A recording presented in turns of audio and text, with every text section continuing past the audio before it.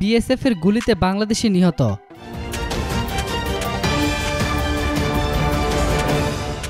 ভারতীয় সীমান্তরক্ষী বাহিনী বিএসএফের গুলিতে খলিল নামে এক বাংলাদেশি যুবক নিহত হয়েছেন। আজ ভোরে নীলফামারীর ডিমলা উপজেলার বালাপাড়া সীমান্তে এই ঘটনা ঘটে। নিহত খলিল মাদক ব্যবসায়ী বলে জানিয়েছে বর্ডার গার্ড বাংলাদেশ। জানা গেছে 491 নম্বর মূল পিলারের ভেতরে প্রবেশ করে ফেন্সিডিল নিয়ে আসার সময় খলিলকে গুলি করে বিএসএফের ভুজারিপাড়া ক্যাম্পের সদস্যরা। গুলিতে ঘটনাস্থলে তার মৃত্যু হয়। পরে বিএসএফ তার মরদেহ নিয়ে যায়। খলিল ডিমলা উপজেলার পশ্চিম ছাতনাই ইউনিয়নের পশ্চিম ছাতনাই গ্রামের শমশের আলী ছেলে।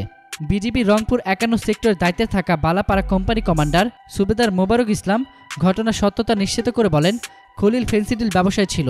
মরদেহ ফেরত চেয়ে ভুজারিপাড়া বিএসএফ ক্যাম্পে চিঠি পাঠানো হয়েছে। দুপুরের পর উভয় দেশের প্রতিনিধিদের মধ্যে বৈঠক অনুষ্ঠিত হবে। বৈঠক শেষে বিএসএফ মরদেহ হস্তান্তর করবে বলে জানিয়েছে। এতক্ষণ ফ্রিকি নিউজের সঙ্গে থাকার জন্য আপনাদের সবাইকে ধন্যবাদ।